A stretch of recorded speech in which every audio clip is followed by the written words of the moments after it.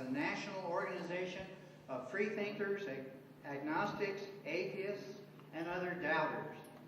FFRF works to first keep church and state separate, and second, to educate the public about the views of non-theists. We are an activist organization with a local focus on church-state issues, and we strive to support our members in their non-belief and to provide social venues for meeting others who think this way. We welcome and encourage your participation in our chapter. We have an easy in, easy out policy. We know that most people have other responsibilities, so you're welcome to come in and help with the project you are interested in, and then drop out for a while if you need to. Just some housekeeping. Be sure to turn your cell phones off. I'm glad I reminded myself of that. Cell phones off. And the restrooms are through this door and around to your left. There are also more inside the library itself. We have a very dedicated group of chapter officers. Would you please stand? Jim, where are you? He must have drifted away. Cheryl Gattner, would you please stand? She's way in the back, keeping track of things over there. Jerry Gilbert is spending the holidays in Denver and isn't here today. Jim is our treasurer as well as our musical producer for this event, and you can see him to get a membership form or sign on to our email list. We have a box up here where you can drop your check or your donation if you don't find Jim. I'm sure you've noticed the billboards that have been on the screen here. These were funded by an anonymous donor in November of 2009 and were the spark that started our organization. Whoever that donor was, we sure thank you. There are two here that have not gone up yet. They were designed by the working committee a year or two ago, and if we have about $5,000, we will have these two on major highways in Albuquerque for Easter. This is one, the first one that we designed in our working group. And the second one features the roundhouse. I apologize for the poor resolution. We'll, of course, clean that up before we put it on a billboard. I'd like to take 5 minutes to show you the YouTube video that our group put together. This was created by Chad Travis, Matt Whidden, and Dwight Reed last summer. I don't see Chad, Matt. Dwight, Matt is here in the back. Glad to see you. It'll take me a minute to figure out how to get this going. Hopefully not too long. Let me see what I do here.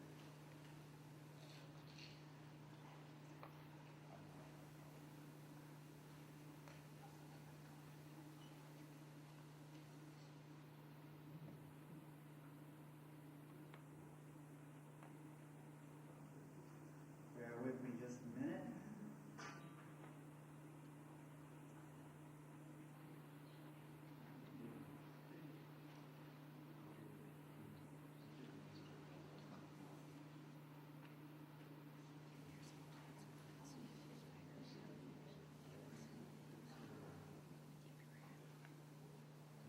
Well, I just realized I didn't establish an internet connection, so this may work and it may not. We'll try. Now, we'll try doing it, we'll have it set up on the break, and we'll take care of it then. So, that's that for now.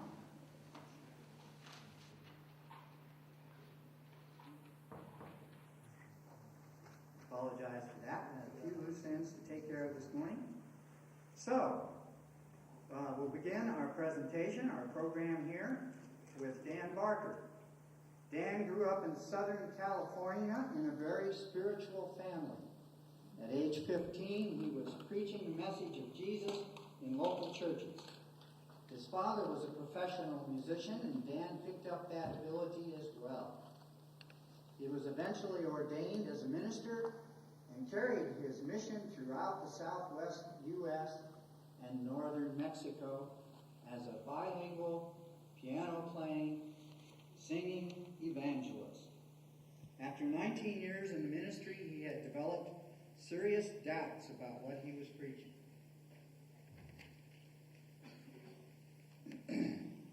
When he was finally ready to openly declare his atheism, he did so on the Oprah Winfrey Show, her first solo show in 1984, which was in Chicago, not far from Madison, Wisconsin. It was on that fateful day, on that show, that Dan met Annie Laurie Gaylord. Together, they handled Oprah's questions about atheism in front of a Bible-thumping audience. Dan and Annie Laurie met again over the next few years, and finally, in 1987, they were joined together in marriage and in the mission for the Freedom of Religion Foundation. You can read more about the history of this exceptional atheist leader in his book, Losing Faith in Faith, From Preacher to Atheist. And we have some of those on sale, along with other of Dan's books and his musical CDs. Let's see. Okay, well, in 2003, Dan joined the board of directors of FFRF, and in 2004 was elected co-president with Annie Laurie.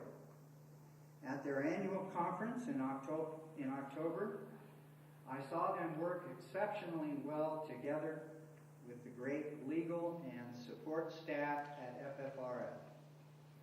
Dan has composed and performed at the piano many times and has also debated some noted theologians and political pundits. He has spoken on television shows with Phil Donahue, Sally Jesse Raphael, and on Good Morning America. He has appeared on Fox News, and a couple of weeks ago, he was on the Bill O'Reilly Show. He has helped present over 400 radio shows that are now available as podcasts. There are more seats up here if you need to find one. Welcome. Make sure your cell phones are off again, please. Okay. We're especially privileged to have Dan here today to tell his stories in music. So please give a joyous welcome to our special guest, Dan Barker.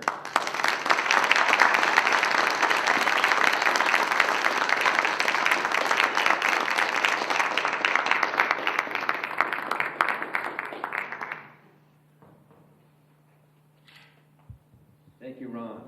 Thank you, Ron and Margaret, for your hospitality. That was really nice staying at your home.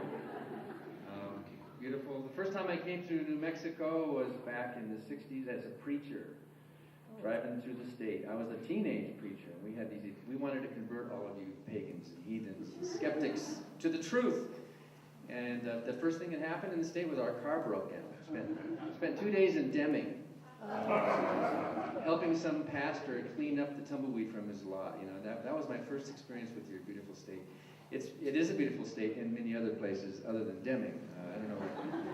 But, came back a few more times trying to preach. Spent a lot of time in Mexico. Spent a lot of time in Texas and in El Paso and Juarez and Nogales and the Rio Grande and all that. Too many stories to tell tonight. But it's great to be back to see that there's a lot of free thinking, humanism, skepticism in the state of New Mexico. And it looks like it's growing, isn't it? It looks like there's more and more of you willing to come out of the closet and hold your head up proudly, like millions of other non-believers in the country.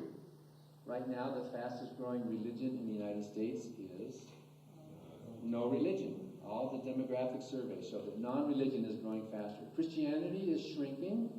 It's still pretty strong in the mid-70%. Judaism is shrinking. Judaism is a respected minority right now with about 1.2%. Non-believers, depending how you count them, not just people who say they are atheists, but agnostic, secular humanists, the total seculars are around 10%. And it depends on how the surveys are worded. About 20% of Americans say they are non-religious. And under age 30, it's about a third.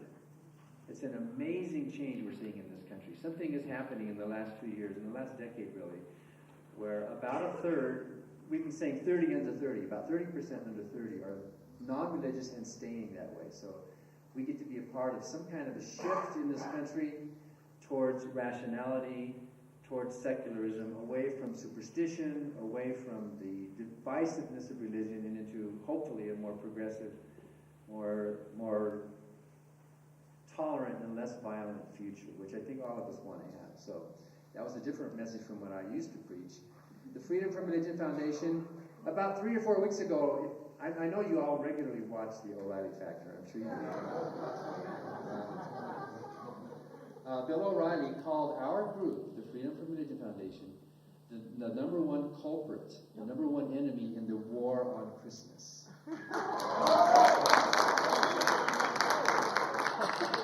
He mentioned other groups. The ACLU is fighting for state-church separation, Americans United for separation of church and state, American Atheists and Center for Inquiry and American Humanists. A lot of us groups are working together, but he singled us out as the main culprits. So I think that's an honor. I think we should put his name on a plaque on our building, because whenever he talks about us, our group grows. We really do. So please pick on us. It's pretty amazing. And then he had me on about 2 weeks ago to talk about the stupidest stuff. I mean, there's real issues to talk about. But if you've read Joe Muto's book, The Atheist in the Foxhole, he used to be one of Bill O'Reilly's producers, who was secretly an atheist liberal, but he had worked his way up into Fox News, and here he was producing for Bill O'Reilly. And if you read his book, it finally came out. He became the mole, if you know that story. Anyway, Joe Muto says, and we had him on our radio show, 6 months ago, Joe Muto says that in Fox News, they have a formula. Outrage equals ratings. That's the formula.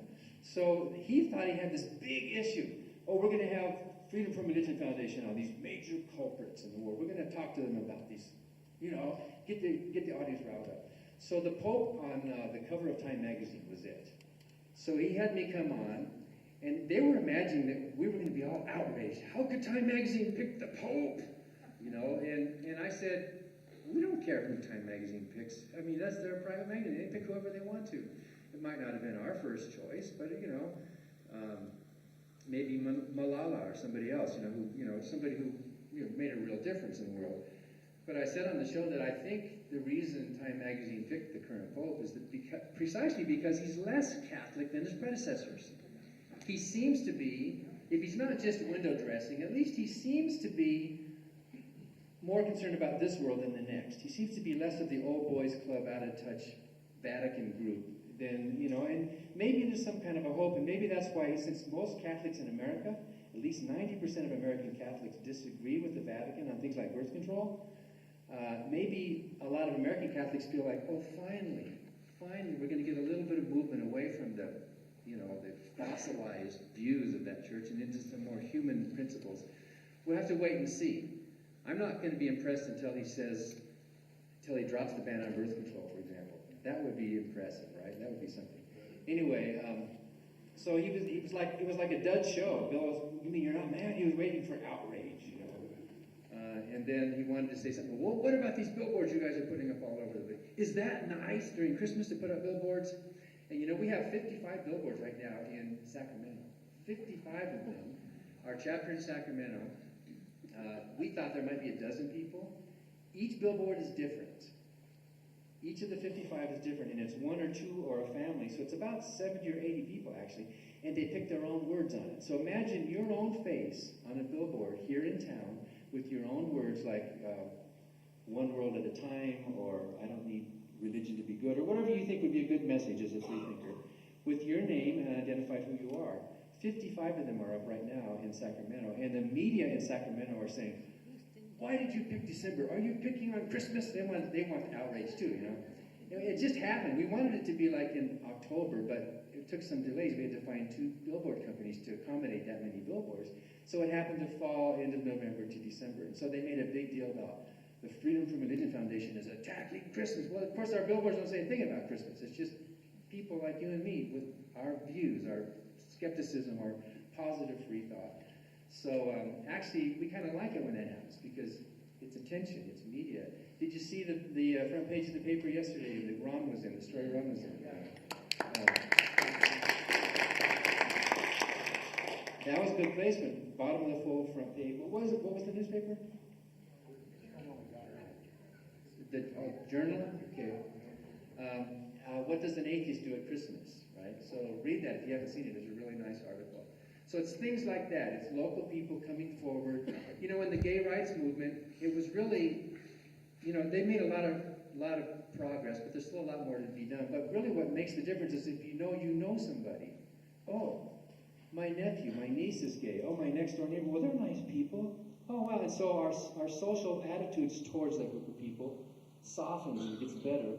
And that's happening with atheists and agnostics as well, but only because you and I are coming forward. We're coming out with it. The Freedom from Religion Foundation now has about 20,000 members. It started with Annie Laurie Gaylor and Ann Gaylor. By the way, we're going to do a lot of music today. I'm just going to talk for about 10 more minutes, and then we're going to go into music. And we have the great band, the Albuquerque Free Thought Band. What are we calling ourselves? Whatever we want to call ourselves. Mike and Bill and Kristen and I, we're going to noodle around a bit. But Anne was working for women's rights back in the 60s. She had written the first editorial in the state of Wisconsin in favor of abortion rights. And then she realized that when they were working for women's rights, it was always the church on the other side. They went to a meeting at the city council building, and she had prepared a testimony about this issue about women's rights. And before the meeting started, a priest got up and opened it with a prayer. A secular city council, city government meeting. And she said, what? They were the enemy that were fighting women's rights, and here she was going to testify about this issue, but instead these priests are up there cozy. So she put down her notes and he said, wait a minute, this doesn't seem right.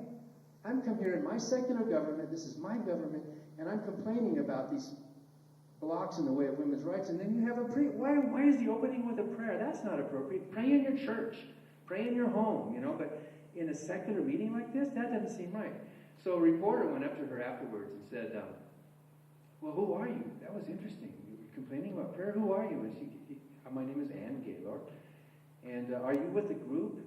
And she said, well, we're just the people in Madison who want to be free from religion. We want freedom from religion. And he said, that's the name of your group, Freedom from Religion? And she said, yeah.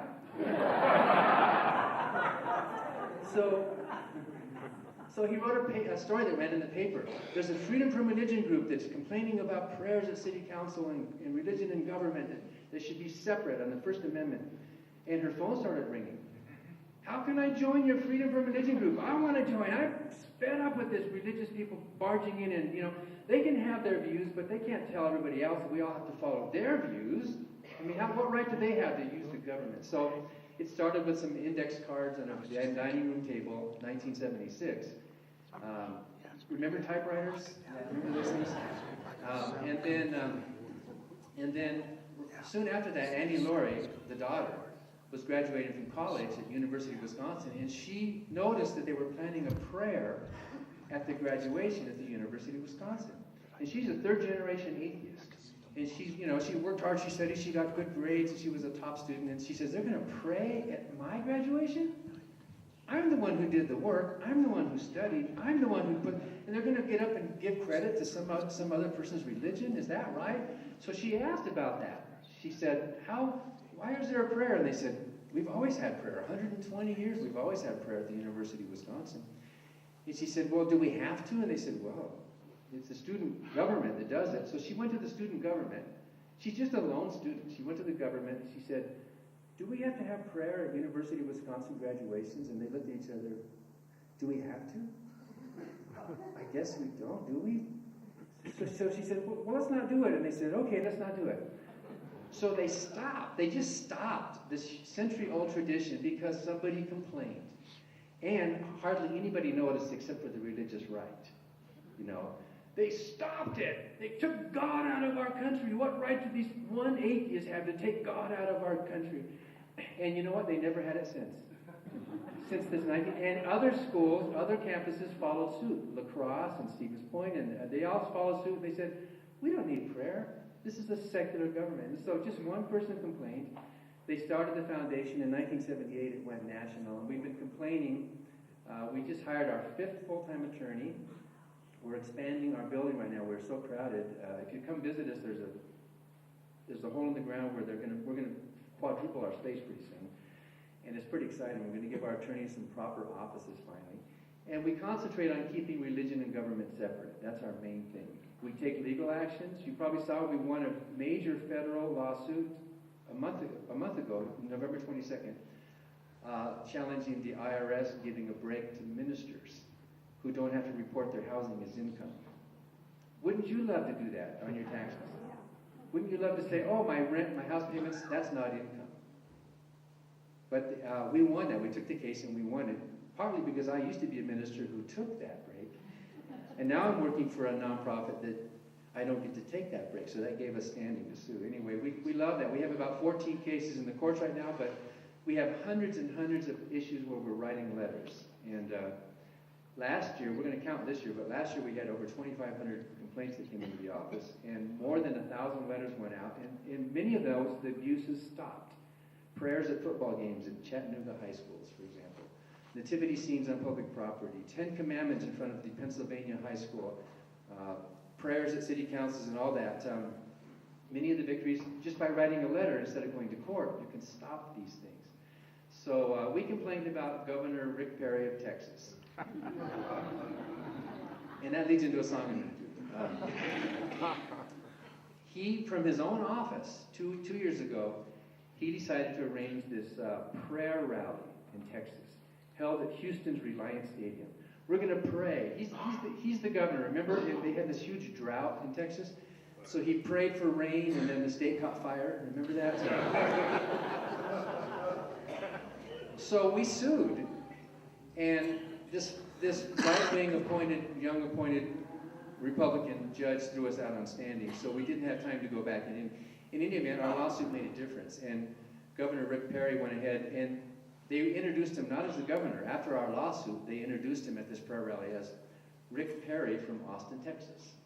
They separated. They made sure that they didn't want to be too vulnerable. So anyway, I wrote a song about that when I was down there, and I'll sing that for you now. And then after I'm done, the band. Is the band ready to come up? You guys got your fingers all up.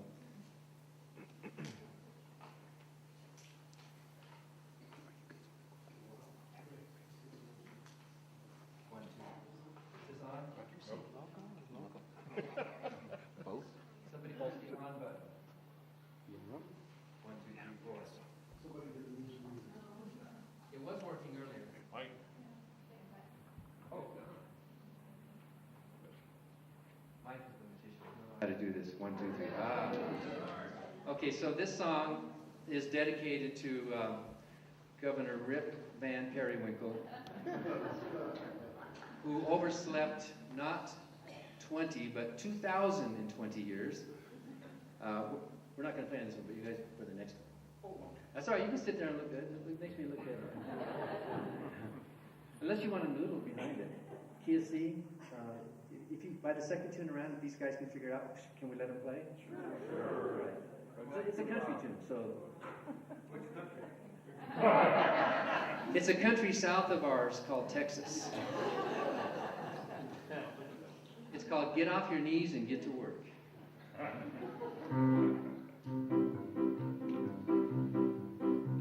If you find yourself to be a resident of the Capitol or of the City Hall, as governor or mayor or as president, you're a public servant to us all. You were not elected as our pastor-in-chief, and preaching on the job is not a perk. Govern us with reason and not belief. Get off your knees and get to work. Get off your knees and start thinking. The answers will be found right here on earth. Unbow your head and open your eyes. Get off your knees and get to work. It makes no actual difference what you say to God. He may as well be Santa or an elf. Every time you bow your head and pray to God, you are only talking to yourself. If you run your office with propriety, your First Amendment duties you won't shirk. Everybody's tired of your piety. Get off your knees and get to work. Get off your knees and start thinking. The answers will be found right here on earth. Unbow your head and open your eyes. Get off your knees and get to work.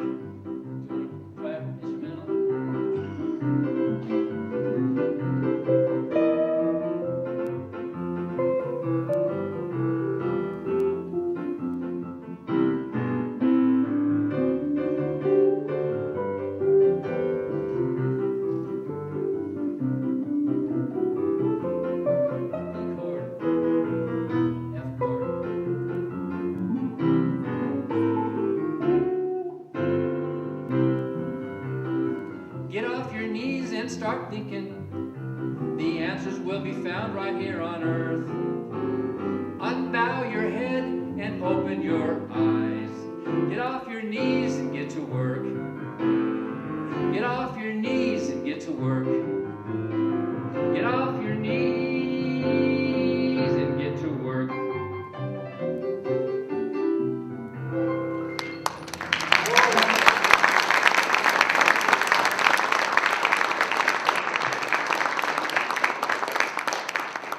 How's that for a band learning the tune as we play it, huh? Let's do another with just the three of us. Another kind of bouncy tune. Speak polka. But you don't play in the polka, do you? No. You can if you want to. If Kristen wants to noodle around in the background, we'll let her just try things, right? Okay. When the Pope came to the United States in 1987, he visited 9 cities. Some of you might remember the Pope was here. And we didn't care about that. If the Catholic Church wants to invite their religious leader, that's their business, right? However, millions of American dollars were spent on this visit because he was the head of a foreign state. Since Reagan granted diplomacy with the Vatican, as if the Vatican were a country, right? It is actually a country. According to the UN, it's smaller than Disneyland, and it doesn't have schools, it doesn't have municipalities. It's the head of a religious government. So we protested the fact that millions of our dollars were spent on this visit of a religious leader to his congregation. And so I wrote a song welcoming the Pope to the United States. And the media, we sent cassettes out. Remember cassettes? We sent cassettes out to all the radio stations in all 9 cities and a bunch of others. And they loved it because it was a different angle. Somebody's protesting. The feminist groups in Washington, D.C. sang this song. The gay rights groups in San Francisco welcomed the Pope by singing this song. And in Phoenix, when he was in Phoenix, the free thinkers and humanists sang this song there as well. And, it's to ask the Pope not to come back again. Of course, he did come back again. But we made our point. And so the point is that when religion and government get mixed, they both get dirty. They should be separate. They should raise their own money to have their own leader come over here. So we put together, we had, I think, the very first atheist backup choir in history. It was Annie Laurie and her dad and about 6 or 8 others. And you can hear it on one of the recordings here. It's called the Stay Away Polka. It's a similar idea as that last one.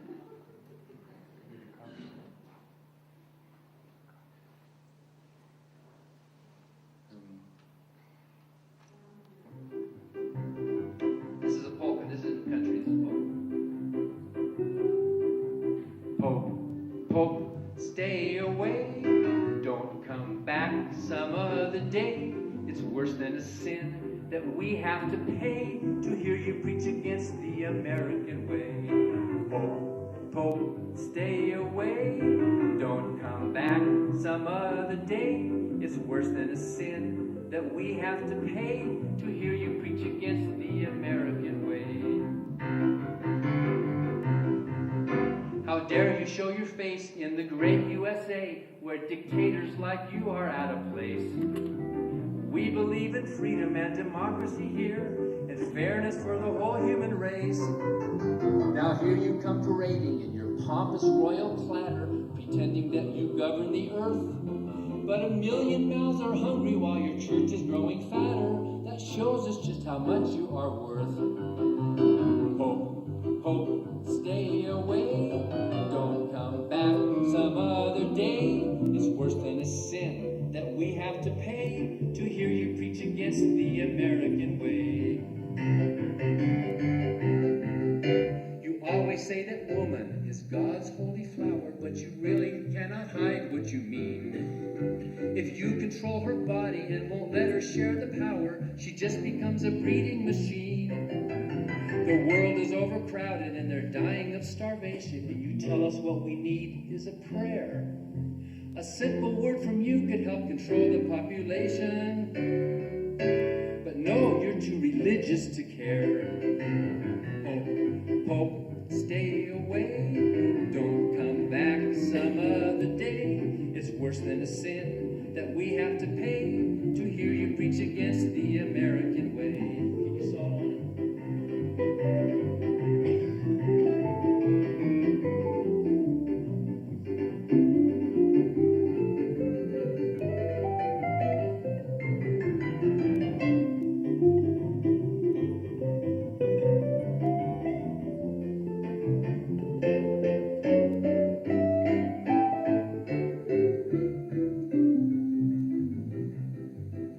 You think that we should cower to your great medieval power, but who the devil do you think you are?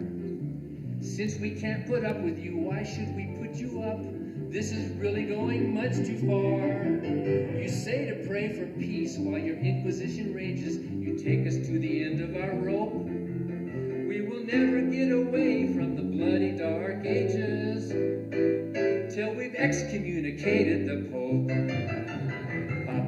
Papa, ya puedes ir, todos no te pedimos venir. Si vas a predicar cómo debemos vivir, no queremos oír lo que puede decir. Pope, Pope, stay away, don't come back some other day. It's worse than a sin that we have to pay to hear you preach against the American way.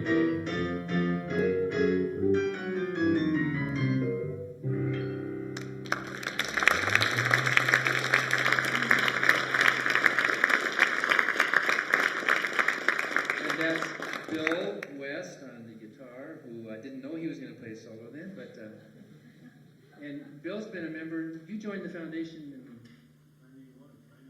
1991 when he was in high school. He joined the foundation and has been a supporter ever since. And Mike on the bass, playing. You play in bands around town, right? You can tell he's a pro bassist. And then Kristen's going to join us. Kristen Cram, right, on the violin. And which tune shall we do? Shall we do, oh, I know what we should do. Let's do Beware of Dogma, okay?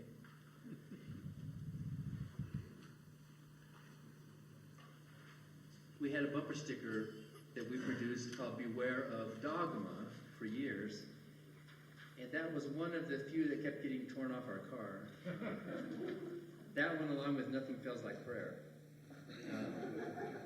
And Annie Laurie kept asking me, Dan, write a song called Beware of Dogma. And I just couldn't think of a hook or an angle or anything until I started reading some biographies of composers.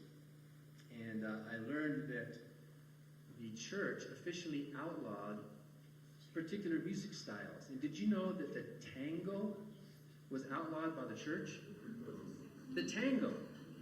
Because it came out of the Argentina bordellos and it was sensuous. And so, of course, what dance did everybody want to dance? The church, the song, the music that the church outlaws is the sexiest in the world, right? So, I think the church outlawing that song really brought some couples together. Who knows? So anyway, here's a style of music that's thumbing its nose at their outlawing of musical styles and human love and human expression. It's called Beware of Dogma.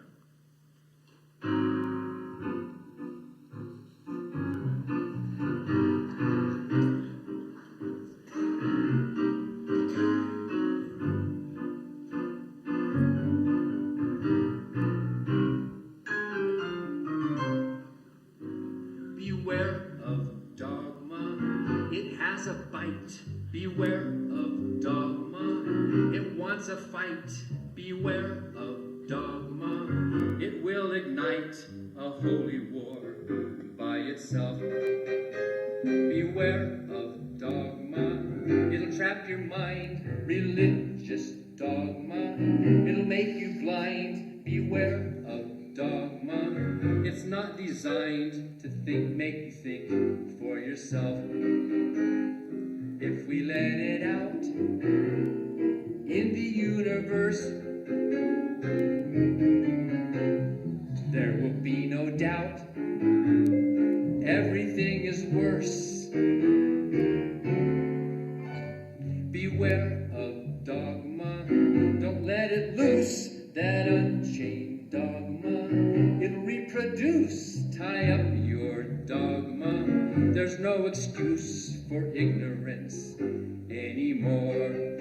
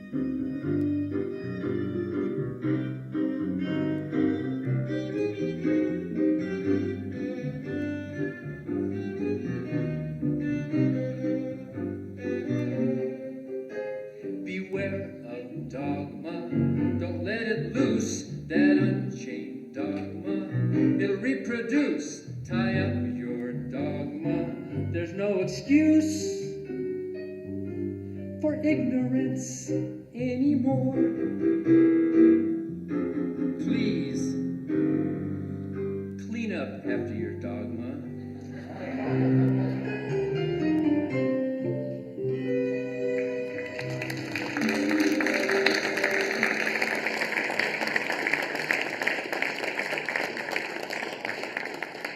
And what a band! After just a brief rehearsal the other day, Kristen on the violin.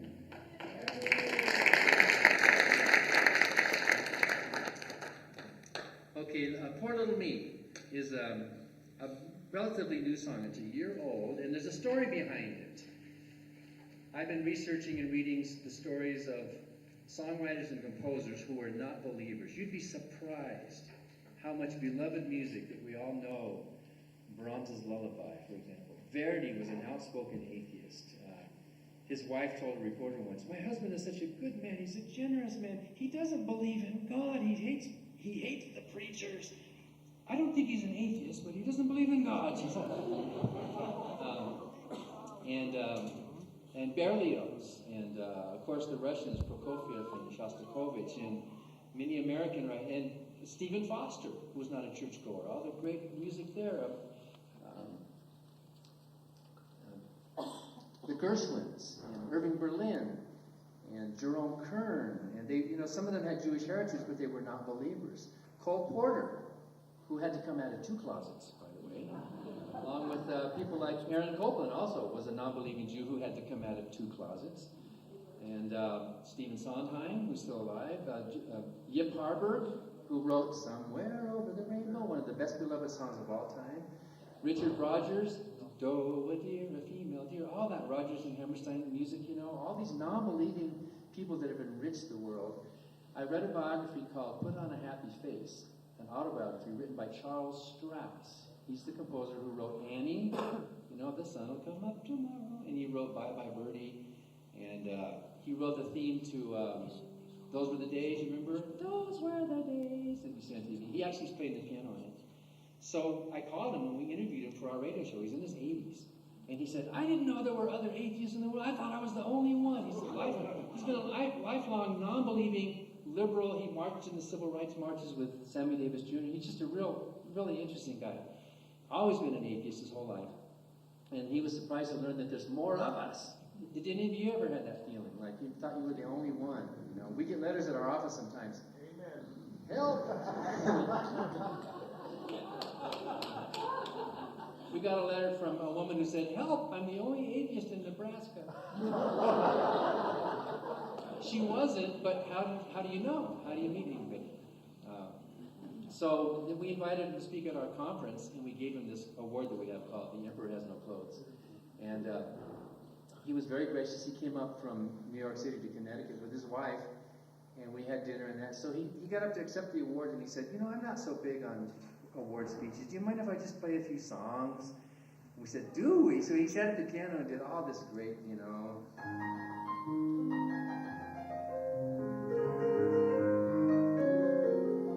Once Upon a Time, then he did Annie and Bye Bye Birdie and all that stuff. But during dinner, we were eating, and he said, "You know, Dan, I didn't know there was such things like this. This is great, and I've never written a song about like religion or non-belief or anything, and if you send me some lyrics, I'll set them to music." And I thought, whoa. And so this is an opportunity, you know. So it took me about 6 months, because you don't want to just send any old words to someone like that. You don't want to just like, "Oh, here's some work," you know.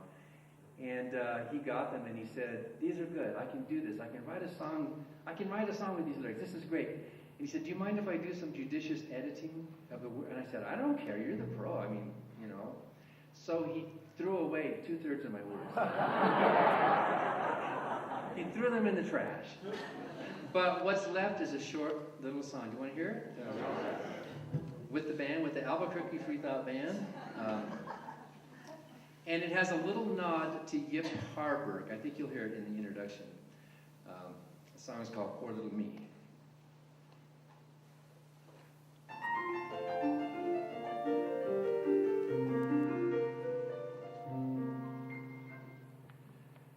The multitudes mumble mythologies without end, but me, I have trouble with ologies that pretend to show what can't be shown, to know what can't be known.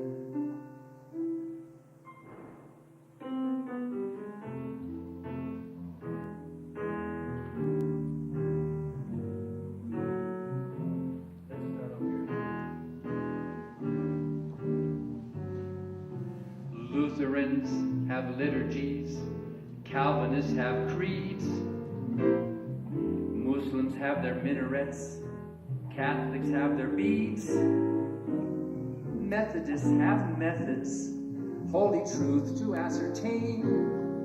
But poor little me, I only have a brain. Bishops transubstantiate, Shintos ring their bells, Transcendentalists meditate while Wiccans weave their spells. Hindus chant a mantra when they can't relieve the pain. But poor little me, I only have a brain. So fearful of the Netherland, believers band together.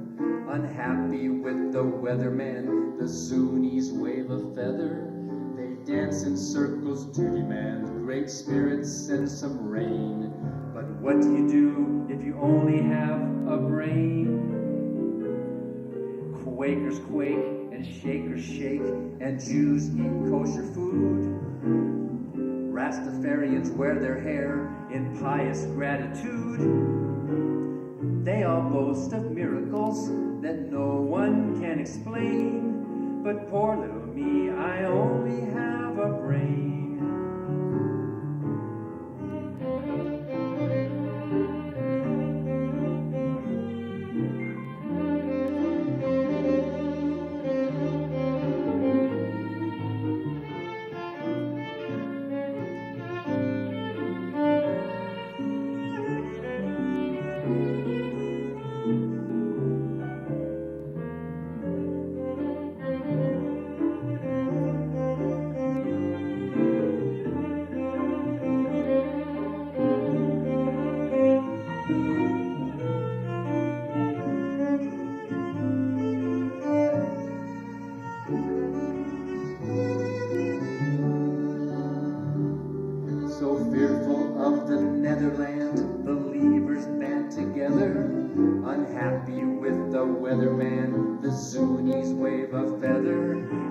dance in circles to your man. Great spirits and some rain.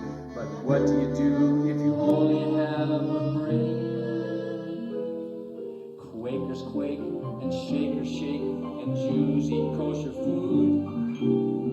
Rastafarians wear their hair in pious gratitude. They all boast of miracles that no one can explain. But poor little me, I only have a brain.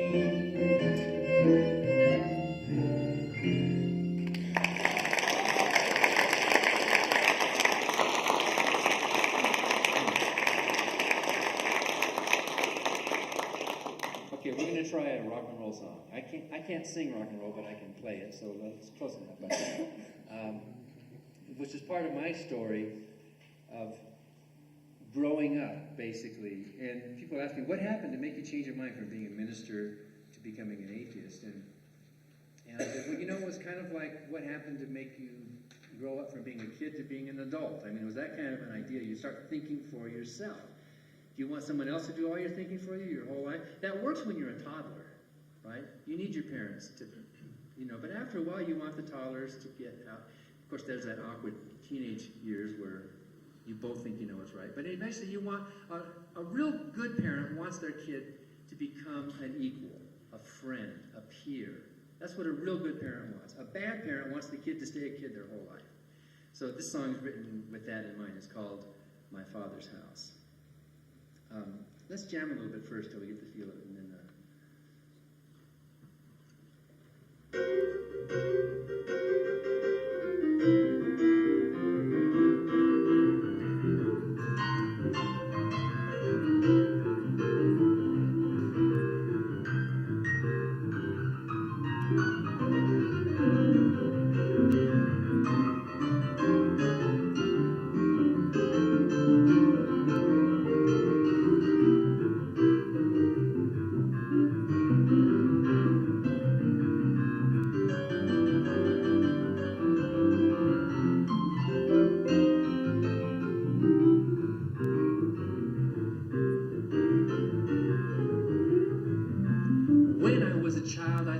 childish things, eternal life in paradise with angel wings, a father up in heaven who would hover over me and tell me what to think, tell me what to be. But now that I am grown, it's time to use my own good mind. I'm out of here. Let me out of here. I found my own place and left my father's house behind.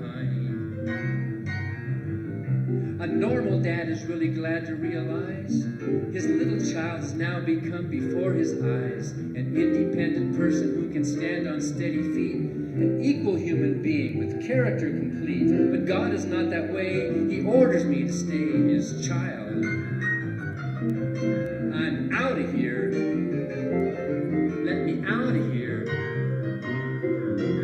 I found my own place and left my father's house behind.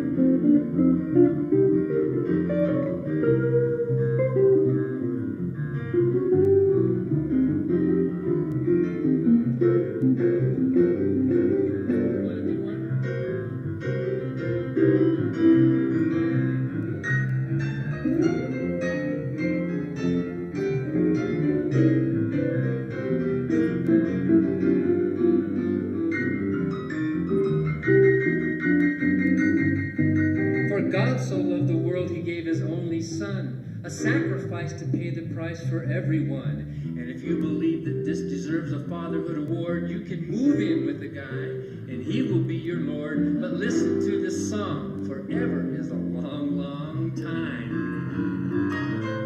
I'm out of here. Let me out of here. I found my own place. My very own place. I found my own place and left my father's house behind.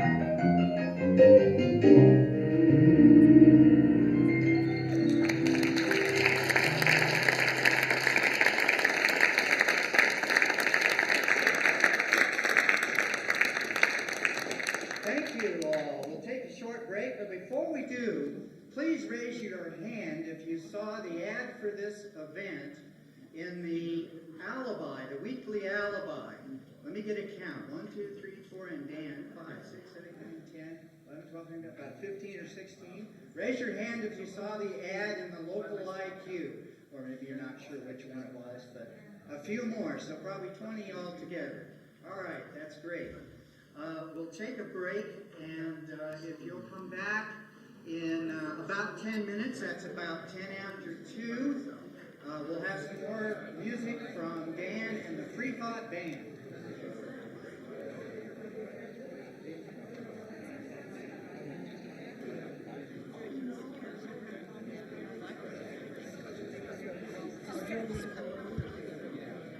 Forgot to remind you, the restrooms are out the main door, out here up front, and around the corner.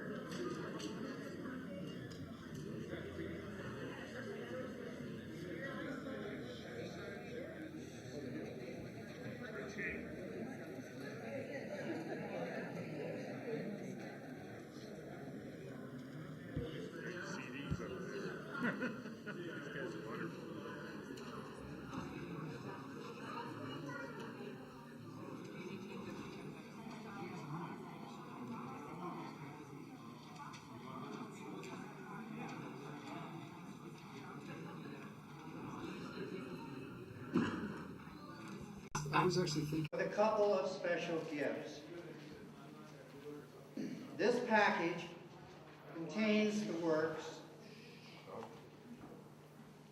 of our well-beloved New Mexico author, Harry Wilson. Freedom from God, Myth and Mortality, and From Fear to Love. Dan?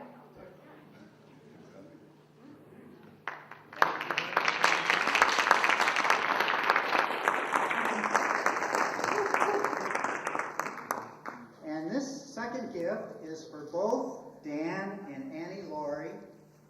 This is a beautiful piece of Nambe ware, originally created at the Pueblo just north of Santa Fe.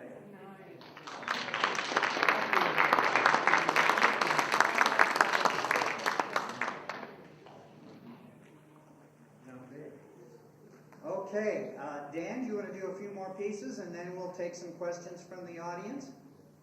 Sure. All right, great. Are you going to start by yourself on a solo? Or? All right, we'll just have Dan at the keyboard again.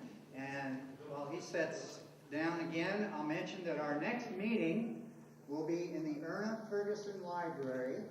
That's just north of Comanche on San Mateo Northeast. January 25th at 1 o'clock.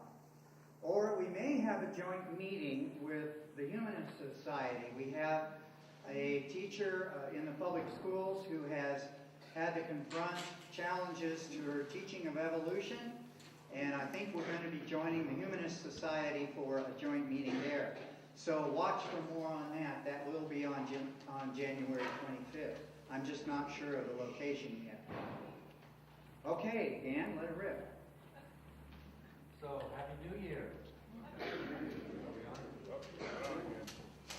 Mr. Mike, how do we turn you on?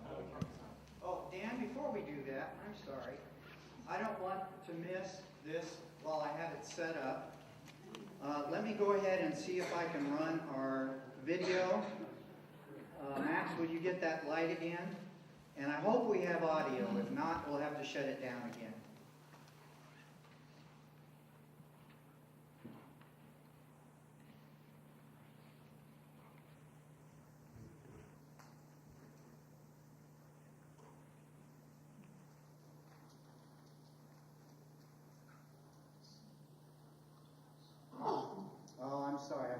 bring my additional speakers. We have a teacher saying evolution is just a theory. Who can tell me the different names for God? Well, there's not going to be any audio through the whole thing. No, there Might isn't. as well stop it. So we'll go ahead and cancel it. I'm sorry, we have too many loose ends to set up here. But you can find this on the internet. Just go to the YouTube site, and you'll see we have some excellent graphics, some cartoons,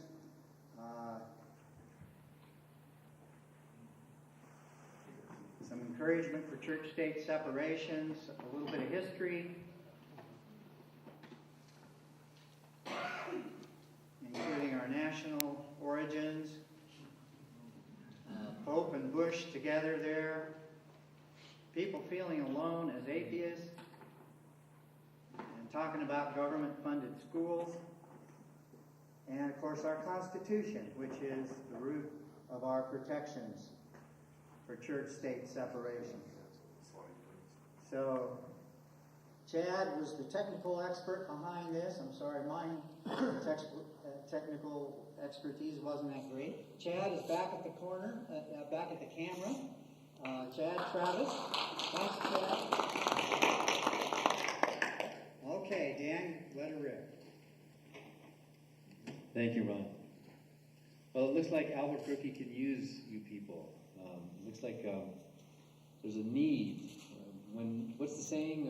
The light shines brighter when the night is darker. So in this area, seems to be an excitement for reason and state separation in the First Amendment. And it's really encouraging to see that happen. Our group is growing so fast. Chapters are popping up all over the place. And so we had to actually, for the first time, have like a chapter coordinator because there's so many things going on. So this is exciting to see what's going to happen in the next couple of years here in Albuquerque with Ron and all the rest of you working hard. So, are there nativity scene problems in Albuquerque? We haven't looked hard, but I'm sure there are. Next year. Yes. Try to spot them early. This is the time of year when our office is the busiest. Nativity scenes, religion on government property. You had some in the back? We did see a Festivus pole. A Festivus pole.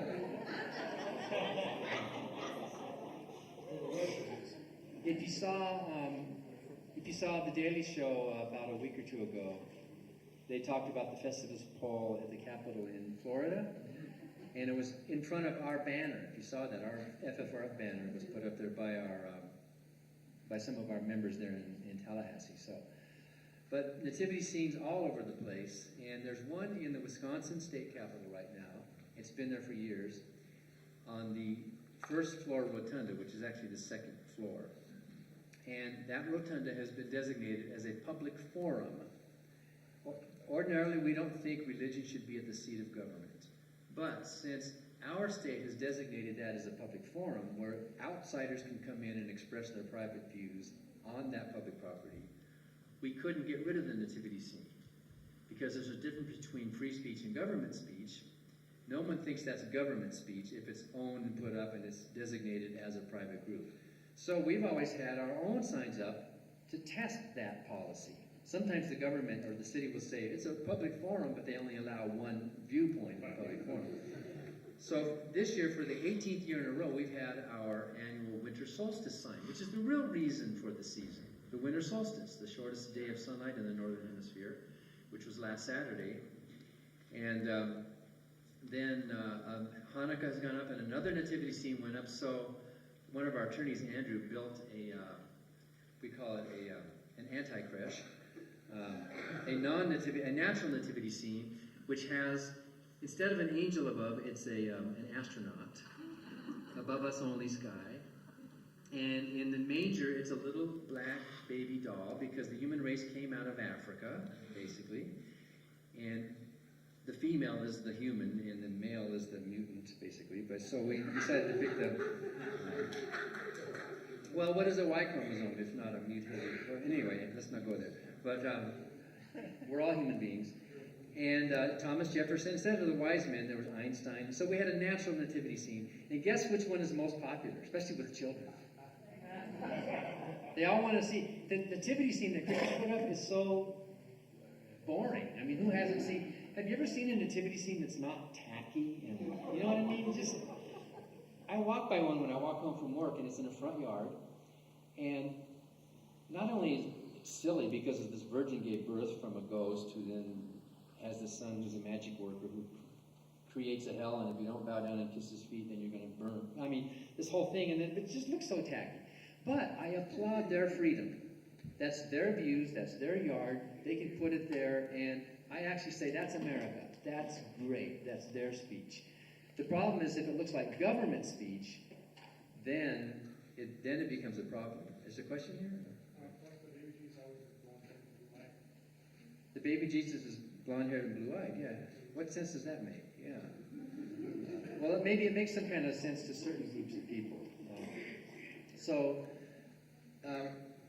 We, for the last few years, have been having, got a permit to have a winter solstice event concert. And about 10 days ago, we had our own winter solstice with members in Madison came, and we had a concert. I and Ken Lonquist performed some music. And here's one of the songs I sang. It was a children's song I wrote about 20 or 30 years ago for Joy Berry's children's project, recognizing the spin of the earth, the revolution and the rotation and the tilt of the earth, and the real reason for the season is the winter solstice. And the song is called Time Never Stops. And I need somebody to help me with the clock sound. Julia, can you make a clock sound like this? Do you think you can do that? Can you do that? Yeah. So pretend like it's a clock.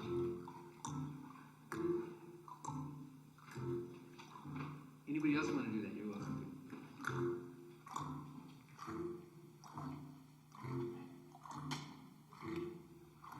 A tick and a tock and a tick and a tock. Time travels by with each tick of the clock. A second, a minute, an hour and a day. A week and a month, then a year falls away.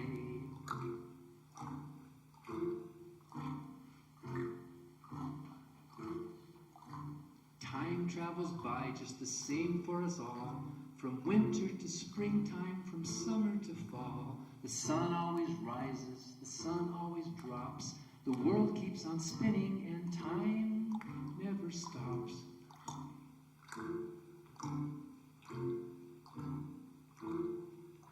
Today turns to yesterday, first turns to last.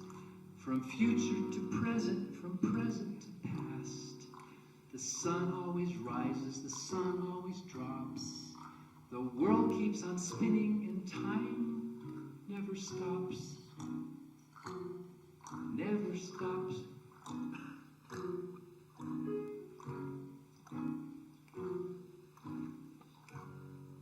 Thank you. That was good.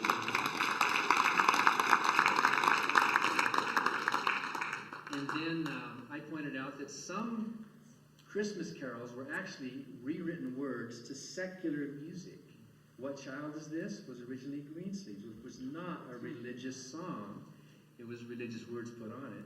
So more than one can play at that game. The winter solstice is about the birth of the sun, S-U-N, not S-O-N. O shining star of solstice.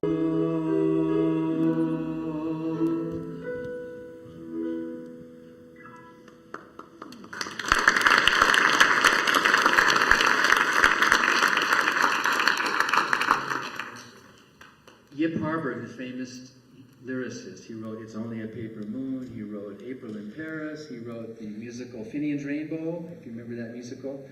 He wrote all the words, all the lyrics to The Wizard of Oz, you know, all of that. The Wicked Witch is Dead, and all those great songs. If I Only Had a Brain. He wrote Somewhere Over the Rainbow. He also wrote a lot of light verse that you don't get to hear much because where do you hear that? He wrote a whole bunch of just short 4, 6, 8-line poetry. His son Ernie and us, the Freedom from Religion Foundation, we collaborated and collected a bunch of Yip's light verse, some that had never been published, and we put it into a book called Rhymes for the Irreverent. My favorite of all of his light verses, one called Lead Kindly Light. It goes like this. Where Bishop Patrick crossed the street, An X now marks the spot. The light of God was with him, but the traffic light was not.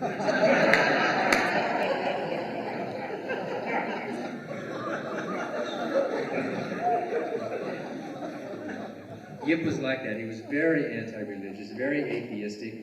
And Arthur Freed over at MGM, who wanted him to work on The Wizard of Oz, was an extreme conservative flag-waving, right-wing. But he wanted to work with Yip because Yip had this whimsy with words and this fun. And so somehow they worked together. And he made that movie what it is, actually, The Wizard of Oz, because he put everything into music in that. So I got 2 of the poems from that book of his, and I put them together to make a song. The first one, the title is kind of long. It's On a Clear Day from Mount Wilson, You Can See Watts. And he was at the observatory at Mount Wilson looking up through the telescope at the star, the shining star of solstice time, and looking at the stars and that. The second poem he wrote is a longer one called Adrift on a Star, about our place in the universe and where we are. And I put these 2 together to make this song.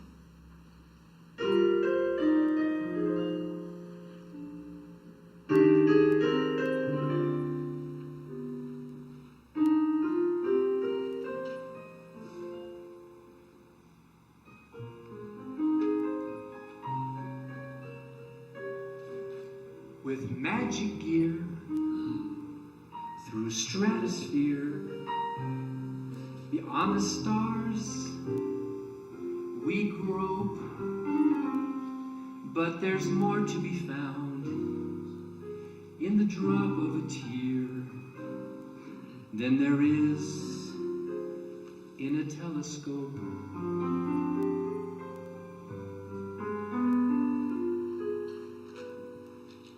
Here we are, adrift on a star, alone in a silent sky, lost in space. Together we face the wonder of where and why. Why a sky without an end? A sea without a chart? Why the rain and why the rose? And why the trembling heart? Here we are, adrift on a star, and what is the journey for? Can it be the heart is the sea, and love is the golden shore? That wherever you are in this star-sprinkled dome, if there's love in your star, you're home, you're home.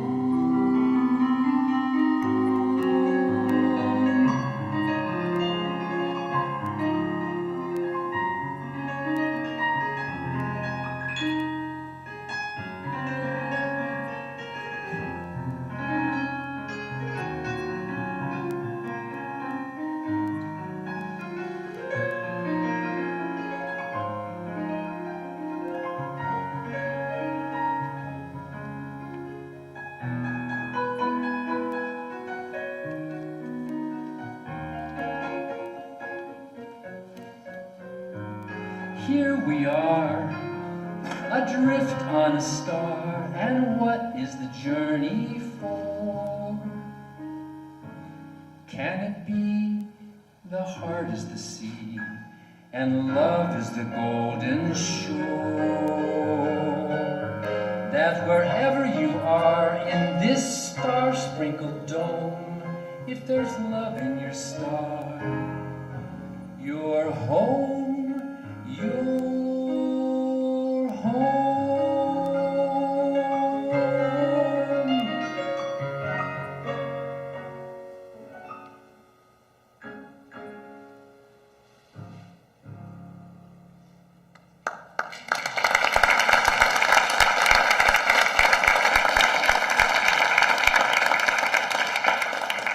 Okay, the band can come back up. We're going to do 2 more songs with the band, and then we'll do some questions.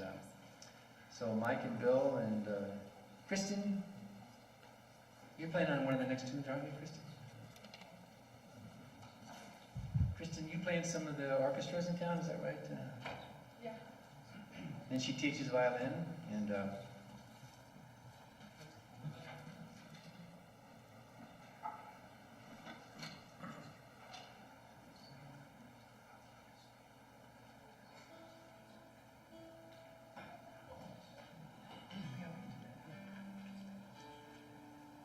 my mom loved country music.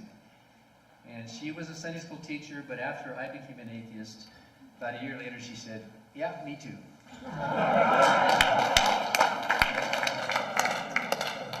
And about a year after that, my dad said, yeah, me too.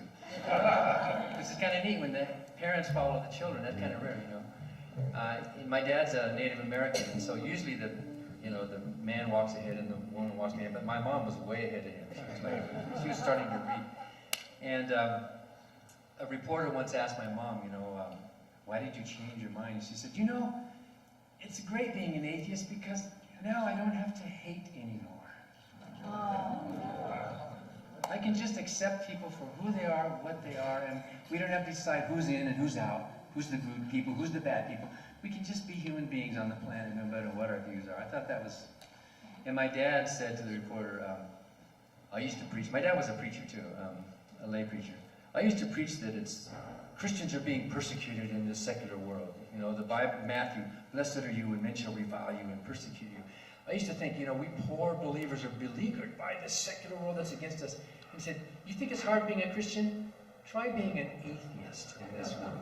See who's being persecuted. See who's the outsiders. See who are the ones who are being... So anyway, my mom got sick a number of times, and she battled back a lot. And the last time, we didn't know it was her last time, I said, Mom, I'm going to write a song for you. I know you like country music. She was very smart, but she was a very simple-hearted woman. She had a sign in her kitchen, I'm only in it for the love, she said. Was that a country song? Is it a real country? It sounds like a country song, doesn't it? And so I said, Mom, I'm not big on country. I'm a jazz musician, but I'll write a country song for you that's your views, And she said, oh, that's great. So I should have gone in and played it for her. Instead, I went into the studio and I made this recording of the song. It's called None of the Above, dedicated to my mom, but she never got to hear it. But we'll play it today in a country style, dedicated to her. I was almost going to play it at the graveside, but there were religious relatives there, and these were her views, but she would not have wanted her relatives to feel uncomfortable. She would not have wanted to be, in their face with it. So, and Dad asked me to say a few words, and I said some kind of mild things like, Mom didn't believe in life after death. She believed in life before death. And then some relatives were out there kind of grumbling, But you can't argue if that's their views, right? And you respect who that person was. So this song's dedicated to, she was Patsy Swenson, now she's, and then she was Patricia Barker. Wait, I gotta find the words here.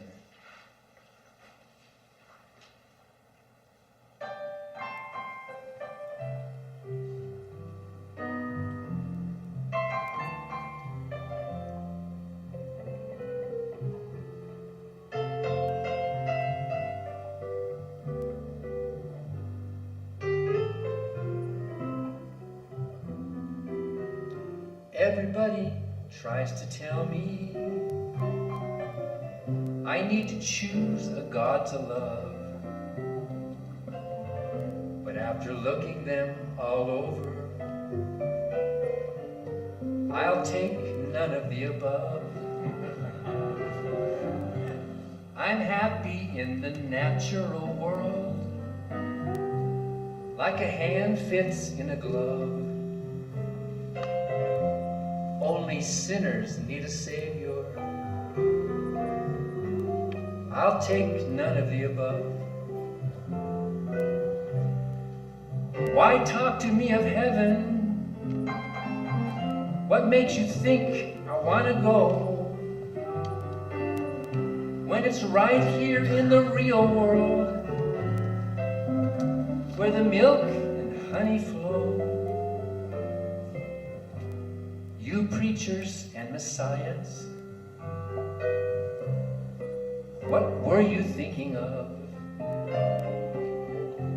Don't need to fix what isn't broken. I'll take none of the above.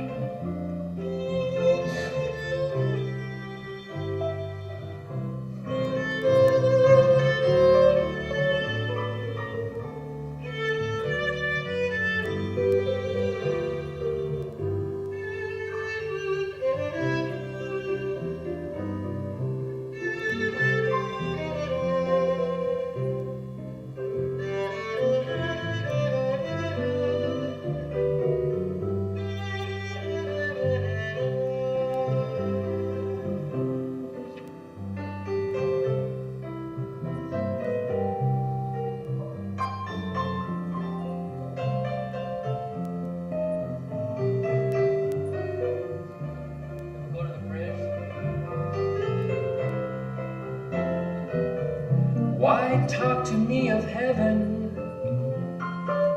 What makes you think I want to go? When it's right here in the real world, where the milk and honey flow. You preachers and messiahs, what were you thinking of? Don't need to fix what isn't broken. I'll take none of the above.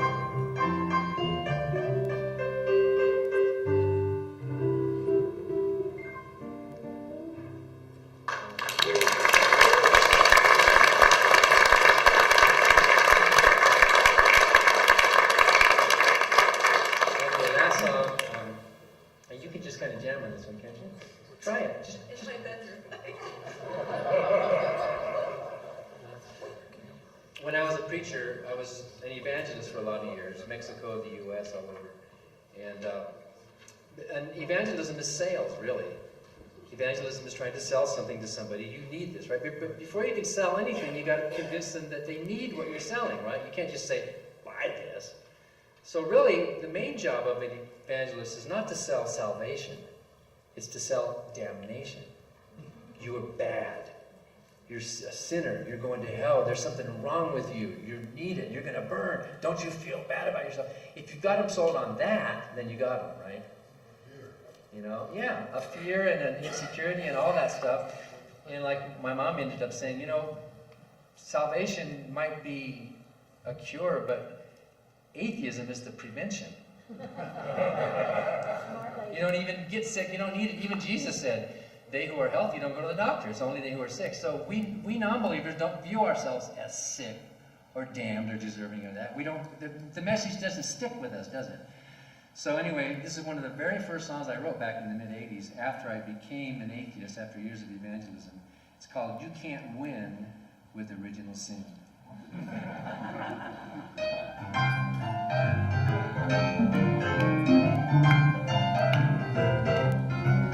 can't win. You can't win with original sin. It doesn't even matter how intelligent or kind you may have been. You just can't win. It was all over before it began. You were doomed in the fall of man. You can't win. I was dead. I was dead before my life had begun. I was dead because of something my great-great-great-grandparents had done. That's no fun. Adam and Eve didn't do any wrong. They were set up all along. They couldn't win.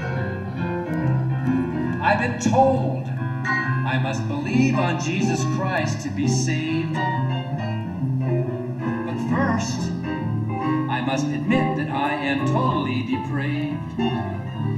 No way. Before you go pointing that finger of blame, just remember, Eve was framed. She couldn't win. Let's play it.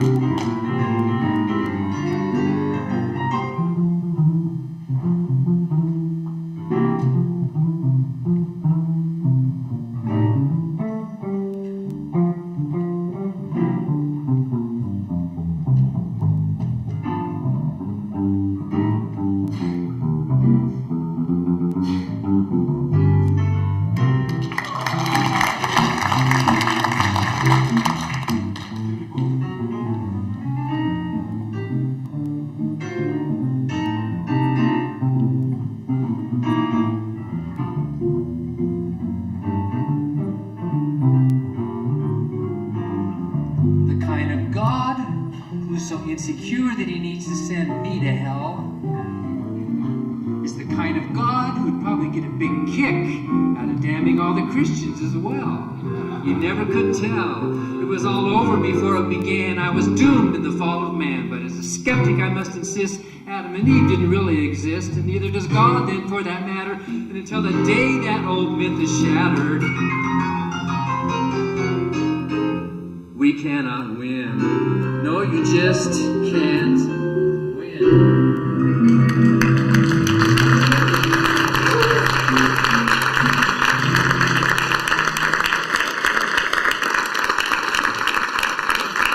Thanks again, Dan,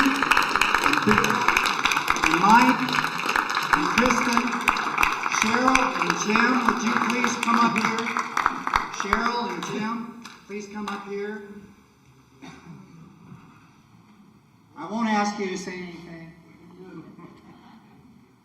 Just a little gift of appreciation as an officer, our treasurer, and Cheryl, our assistant director, a token of our appreciation. Thank you.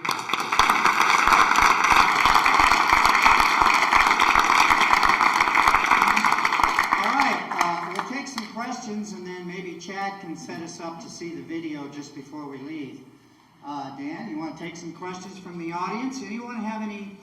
Make it a good question, not so much a comment. If it's a comment, please keep it to 2 sentences, okay? We'd rather hear Dan's explanation here. Yes, sir, and then you.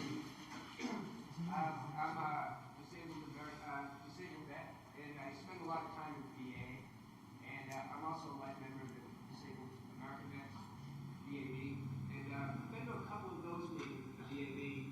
They always start with a fully uniformed pastor from the military saying the prayers. And at the VA, whenever I go often, pastor always comes over and asks me how I am with God, etc. I've always wondered why this is sanctioned by the American government, or if it is, or what's going on. Well, yes and no. You should complain about what happened, because that was not appropriate. They should not have official prayers at those meetings at a governmental function. And we can complain about that. Also, Mikey Weinstein complains about those things too with his military religious freedom group. But the yes part of the answer is that there is an argument the government can make for accommodation. A passive accommodation. You're taking people away from their homes to some foreign country somewhere, away from it, and some of them might want spiritual counseling or something, religious, a rabbi or a preacher or something, in which case the military can provide an accommodation for those people who want it. But many of those clergy, many of those chaplains cross the line. They're not just passive, they become active, and they're not proselytizing, especially in the Air Force. The Air Force is one of the biggest offenders. They think they have a position, they think they're being appointed to the government as evangelists to try to help and convert you. So we would have no problem if the military chaplains would just be there for those, even in the police force. There was a problem here in Albuquerque with the police chaplain, right? If the police want to have a list of local clergy that somebody who asks for one can, that would be okay. The government cannot be accused of pushing religion if it's just an accommodation. So you should complain if you can, if you're, maybe there's some reasons why you shouldn't, but, and we can help complain as well to try to remind the government that a secular government should only have a secular purpose. Whenever it happened a couple of times, I was asked what I want on my dog tag for religious preference, and I would say atheist, and they would always print no preference. Yeah. I've seen some of those dog tags. In fact, I've seen some that have a C or a P on it, but they drilled it out because they didn't want, they were atheists, but back in World War II, there was only 3 choices, right? Or else leave it blank. In fact, I knew a guy who was in the South Pacific who was, I think it was 40% casualties, and he survived. He was a lifelong atheist, and he was on the ship telling the chaplain, "Why are you here? What are you doing on the ship?" They got chaplains over in Germany too, helping there. So what do you have to do with anything? So so we can complain, and we should complain that the government should not be promoting or hindering religion. And I've seen some dog tags that have A's on them, and I think you can do that now. You can't do it? Okay, good, okay. Yes, sir. You debated all the theists and had conversations with all the major atheists, like the well-known ones like Hitchens and Dawkins. And have you ever been taken aback by a statement that's been made by an atheist? By an atheist or by a theist? By an atheist. I know you've been taken aback by statements made by theists. Well, yeah, atheists don't all agree on everything. Politically, atheists disagree about a lot. In fact, unlike most religions, we welcome the disagreement. We think it's great to disagree. It shows that we're open and we can learn. So on political issues, Hitchens, you mentioned, for example, we gave him an award to Christopher Hitchens for his book about atheism, and he gave a great talk about that. But there were a lot of members of our audience who disagreed with his political views. He wanted to bomb carpet Iraq. He's a conservative atheist, and luckily he didn't talk about that at our convention. Some of our members liked that, and some didn't. So we're not a political group. We can't take positions on that. There are atheists in the Republican Party. There are atheists who are anti-abortion and pro-guns and pro-war and pro-death penalty. It doesn't follow that if you don't believe in God, you're necessarily a liberal, because there are some conservatives who are non-believers. But, so yeah, it's kind of fun. The table talk at our conventions is very interesting when it gets off the topic of state-church separation, because we don't all agree on everything. So, that's exactly what I was getting at. I saw the video of that. Religions made that speech at the meeting, and when he got the award, and he kind of took everybody to task because his views were pretty extreme about we need to go to war against mainly Islamic jihadism. Was his real hot issue. well, he deserved the award we gave him for his book. Absolutely. You know, his book, God is Not Great. And he stuck to that topic. But it was an audience member who asked the question who was mad at his political views. And if the audience member hadn't raised that question, the whole thing would have been a nice atheistic talk. You know? But you know free-thinking audience members, don't you? So yeah, but in my experience, I think at least 80% of non-believers are more liberal, progressive types. It doesn't follow that we all are, and we don't have to be. So.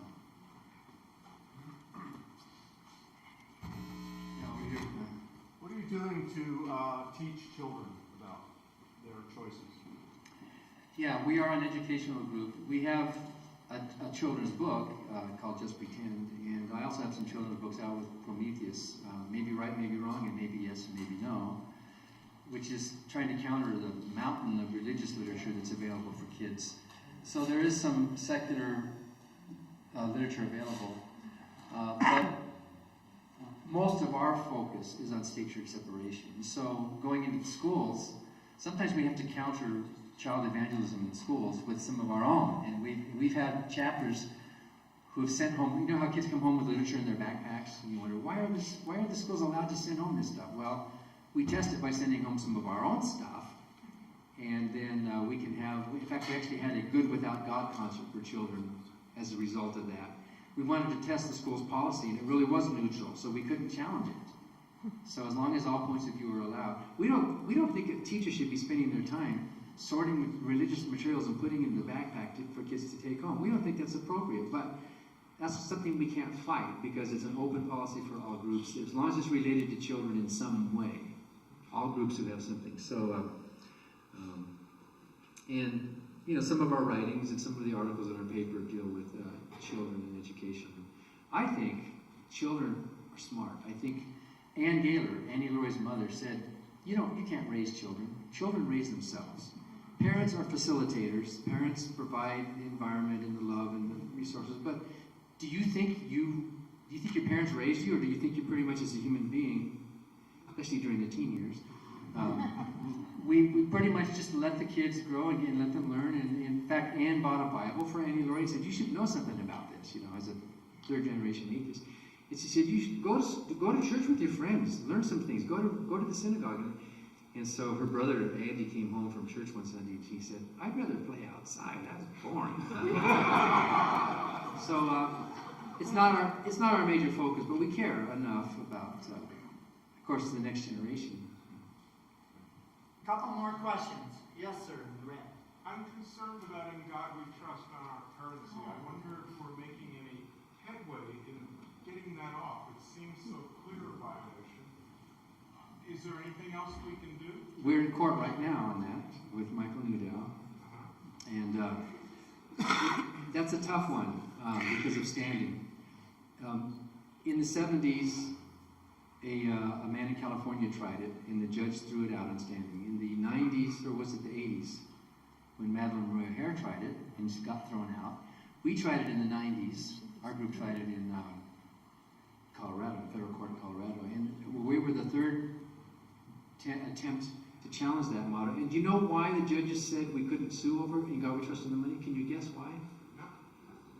Because In God We Trust is not a religious phrase. That's what the judges said. It's just a secular sort of ceremonial deism, solemnizing. It's not a religious phrase. So we paid for a national survey that showed that most Americans indeed do consider it to be a religious phrase. Anytime we complain about religion and government, somebody will pull a dollar bill out of their pocket and say, why can't we pray at city council meetings? We've got God on our money, right? So they use that. In God We Trust has never had its day in court. It's never actually survived. And so Michael Newdow is trying a second time, and we're plaintiffs with Michael Newdow on the case. It's now on an appeal of a loss of an earlier, we were turned down again, so we're appealing that loss. So probably the best thing to do is wait 20, 30 years till the court changes. And then we can come, until the society changes. You know, that happens. Look at the attitudes towards gay rights now. As much work as gays still have to do. Look at how that profile is raised. So 20 years from now, the profile of non-believers, and for the country to recognize that we non-believers are here, you know, we contribute to charity, we pay taxes, we vote, we serve in the military, we're in the soup kitchens too. It's our country too. And when the judges take effect of that, realizing the country's a lot more diverse than it used to be, so we're not going to give up. We're going to keep trying. But some of these legal issues are really, really tricky and arcane, and standing and jurisdiction and all that stuff. So we're going to keep trying. I must admit that there was a time when I thought, under God and the pledge and in God we trust on the money were kind of trivial issues and that we should just keep quiet about them. But at the conference in October, Andrew Seidel with FFRF made it quite clear that these issues are the tip of the wedge, the many wedges that they're driving into the wall of separation in church and state. So, it really is important that we fight them right now, or they're only going to get worse. Yes, the woman in the back. Do you have an opinion on taxpayer-funded, faith-based social services? Yeah, we do. But back to the In God We Trust for a second. Often people will tell us, why are you so worried about In God We Trust and the money? It's no big deal. It's just a trivial thing. Why does it bother you? Just don't look at it, And what I usually say is, well, if it's no big deal, you wouldn't miss it if it were gone. Of course they would miss it if it were. It's a big deal to them. But the faith-based initiative is what you're talking about. We actually sued over that. We went clear to the Supreme Court on that. When George Bush came into office, we had the very first victory of a faith-based initiative. It was in Wisconsin. In fact, it was one that George Bush, when he was campaigning, stood beside and said, when I'm president, this is how I want to run the country. We want the faith-based organizations to run our social programs, right? So we sued over that, and we won, and that thing shut down because they were legitimate, but they were only existing because there was public money. Without the public money, they wouldn't have existed, right? And as soon as Bush came along and said, we're going to give public money to faith-based groups, well, guess what? Thousands of them popped up all over the place. Oh, there's tax money, public money, so I can run my faith-based ministry. Most of them turn out to be ministries. Their charity is just a ruse. It's just a way to get into ministry. And we sued over 3 or 4 of those. We won one in Phoenix. It was called Mentor Kids. It was loosely connected with Chuck Colson's organization.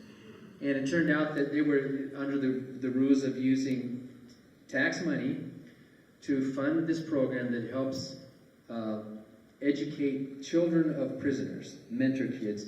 And who's against that, to educate, to help them, to give them a chance in life. But it turns out that it was all Jesus and the Bible and Sunday school, and nobody could work for that organization who wasn't an evangelical. And it came to our attention because a Catholic wanted to work for Mentor Kids, and they turned him down because he didn't believe in creationism. He thought evolution was true. So in other words, these groups are pretending to be doing social service. Really, they're trying to proselytize. So we sued Bush himself, and we got a good decision out of the federal court. And then the appeals court in Chicago agreed with us, and Judge Posner, who's a conservative judge, agreed with us and wrote a good decision that what Bush was doing was wrong. We shouldn't be using public money to fund private religious groups to do social programs. We shouldn't do that. Unless those groups have a separate non-religious arm. And like Catholic Charities is not part of the Catholic Church, it's just a separate arm.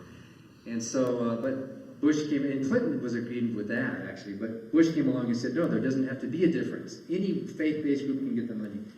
So the Supreme Court, we went to the Supreme Court in 2007, and they overturned it on standing, saying that we didn't have the right to challenge it.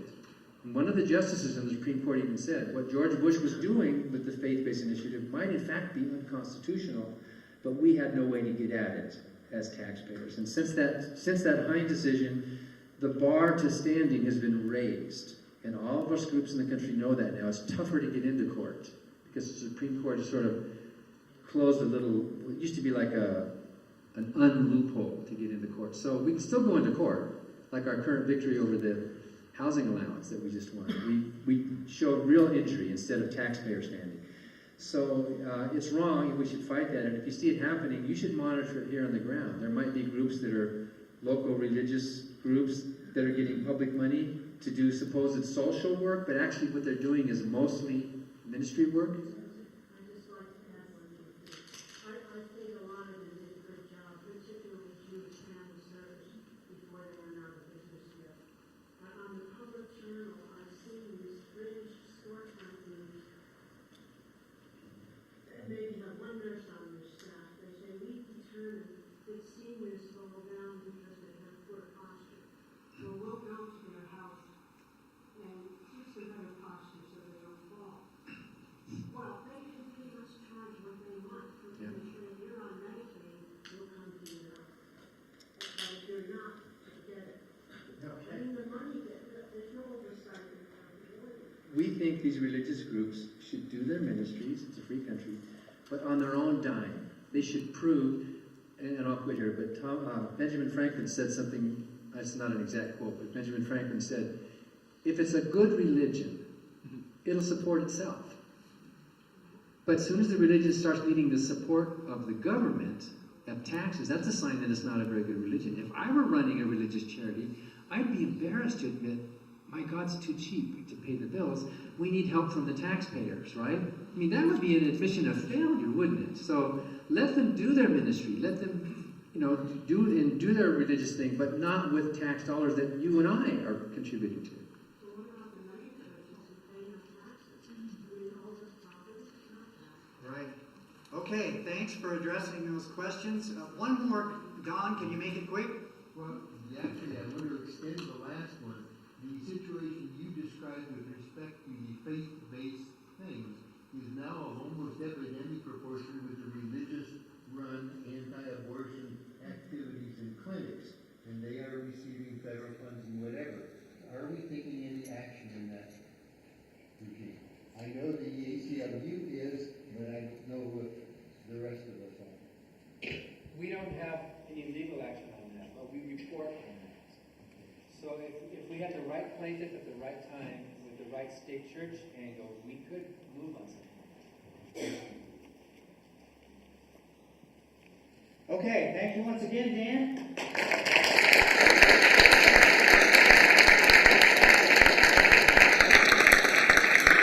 If you would please stay in your seats for just 5 more minutes. We'd like to try this the third time. Maybe the third time will be the charm. Mike, should I go ahead and plug this in? All the way? That cable.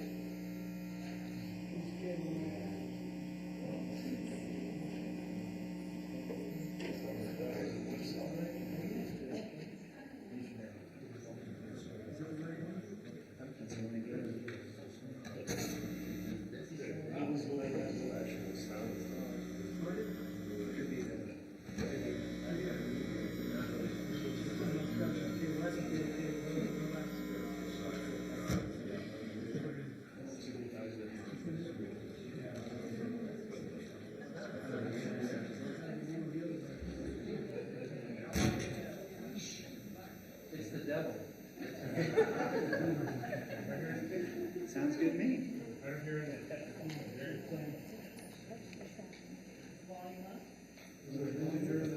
Mine is.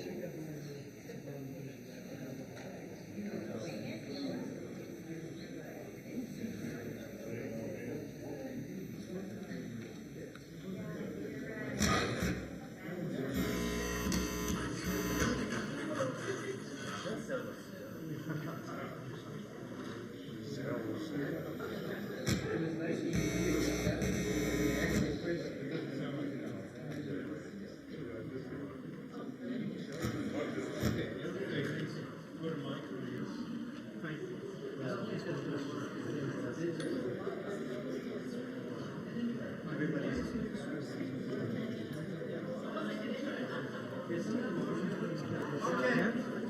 try for next time. Thank you so much.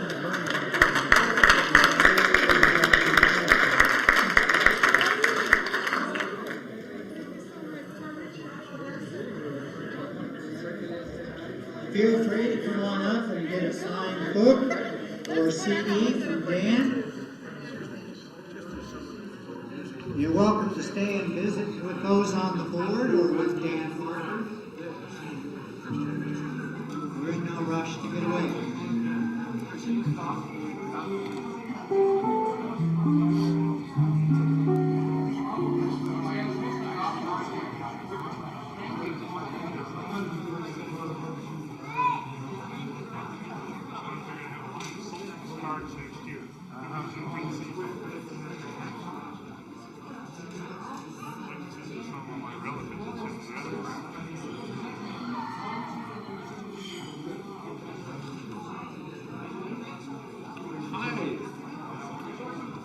Fancy meeting you here. Okay.